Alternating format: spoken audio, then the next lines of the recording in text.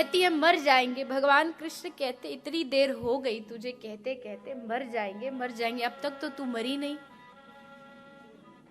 क्या ये सिर्फ उपमाएं देने के लिए है? जैसे कोई प्रेमी अपने प्रियतम को कहता है मैं तेरे लिए चांद तोड़ लाऊं तारे तोड़ लाऊं, क्या तू भी बस ऐसी उपमा दे रही है? अब तक मृत्यु कैसे नहीं हुई तेरी? तो गोपी कहती है हे कृष्ण, मर तो मैं कब की गई होती, लेकिन तव कथामृतम तप्त जीवनम, तेरी कथा ने हमें अब तक जिंदा रखा है। तव कथामृतम, तेरी कथा ही हे गोविंद हमारे लिए अमृत के समान है। ये न जीने देती है और न मरने देती है। ये तेरी कथा गाने वाले झोला टांग करके पहुंच जाते हैं, आवाज लगाते आओ आओ कथा सुनो कथा सुनो। सुनने वाला पूछता है कितना पैसा लगेगा? बोला निशुल्क, कुछ नहीं देना, फ्री में आ जाओ। और बेचारे भोले भाले लोग फ्री निशुल्क नाम सुन के झांसे में फंस जाते हैं, आ जाते हैं। एक बार आ गए और फिर ये टेढ़ी टांग वाला ऐसा पकड़ता है ऐसा पकड़ता है, न घर का छोड़ता है न बाहर का छोड़ता है।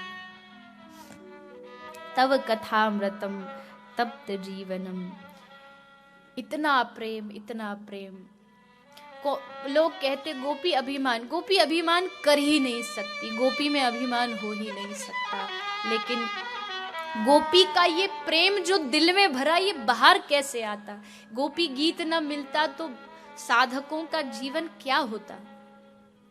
इसलिए भगवान ने ये सब लीला की।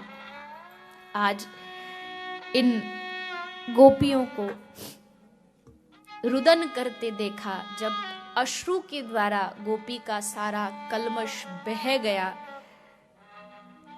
चित्त एकदम विगलित हो गया।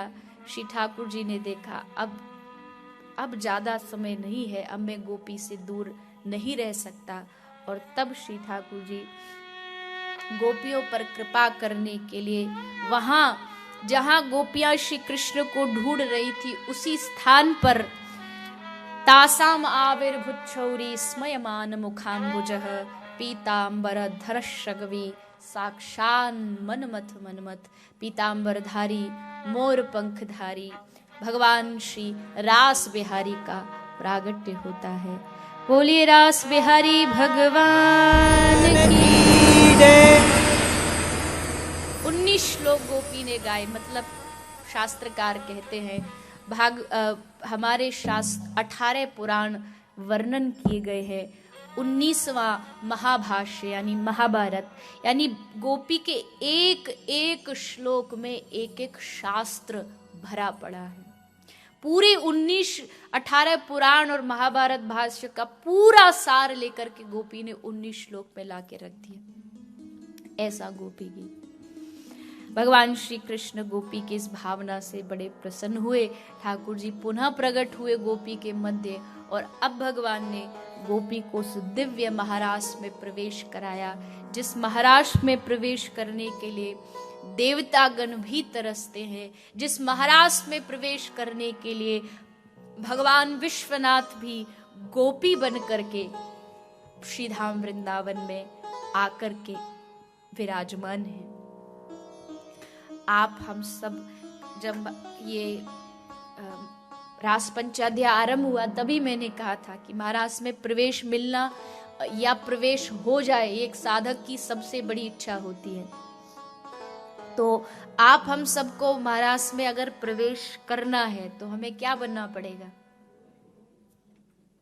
क्या बनना पड़ेगा? आपको क्या बनना पड़ेगा? गोपी बनेंगे तो फिर मूंछों का क्या होगा? कुछ को थोड़ा कहते ना मूंछों का ताव रहता है, बोले हम मर्द हम पुरुष। लेकिन गोपी का मतलब बाहरी परिवर्तन नहीं, हृदय से आंतरिक परिवर्तन। हृदय गोपी जैसा बन जाए कि मैं प्रभु मेरे प्रियतम है और मैं उनकी दासी हूँ। अरे हम तो क्या, भोलेनाथ जी भी बेचारे रूप बदल के आए तभी तो उनको प्रवेश मिला। भोलेनाथ जी ने देखा, मैया पार्वती ने देखा कि भोलेनाथ जी ने देखा माता पार्वती रोज रोज तैयार होकर के कहीं मेकअप वेकअप करके चल देती है, तो भोलेनाथ जी ने गणों से पूछा, गणों ये बताओ ये देवी जी जाती कहाँ है?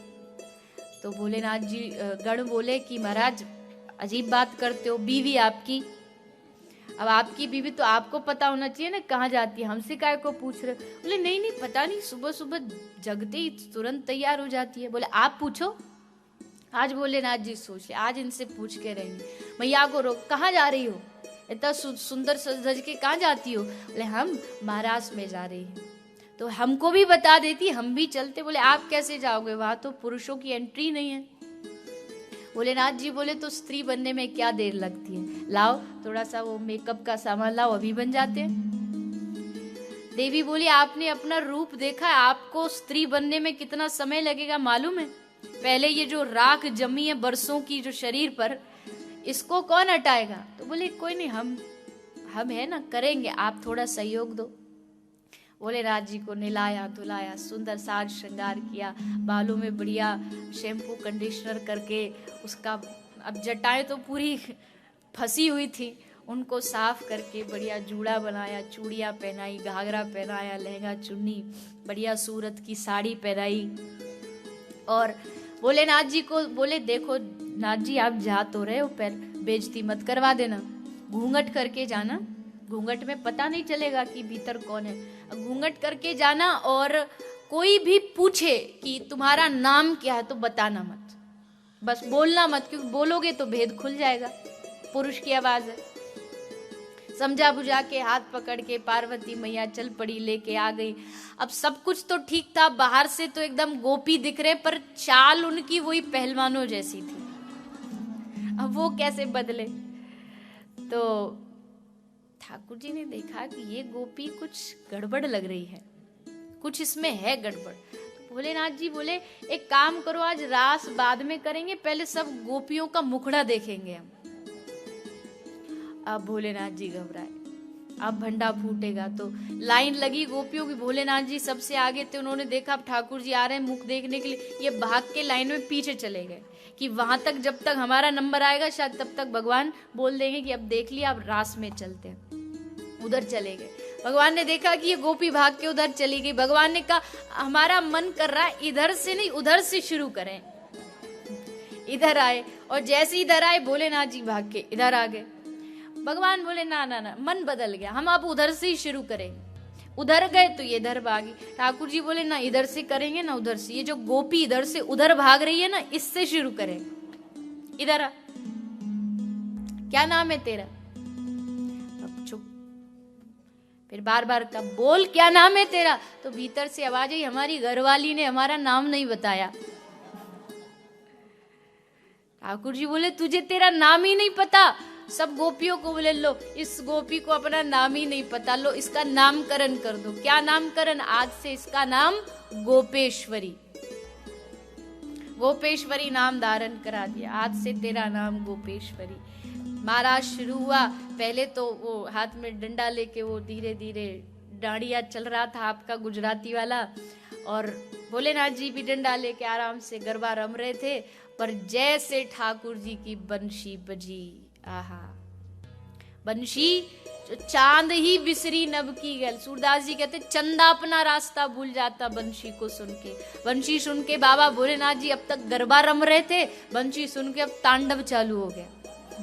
तांडव शुरू, चूड़ी कहीं, जूड़ा कहीं, और लहंगा फरिया कहीं, और बाबा की पोल पट्टी बाहर। आज भी श्री राम वृंदावन में भोलेनाथ जी गोपेश्वर महादेव के रूप में नित्य भोलेनाथ जी का स्त्री रूप में श्रृंगार होता है।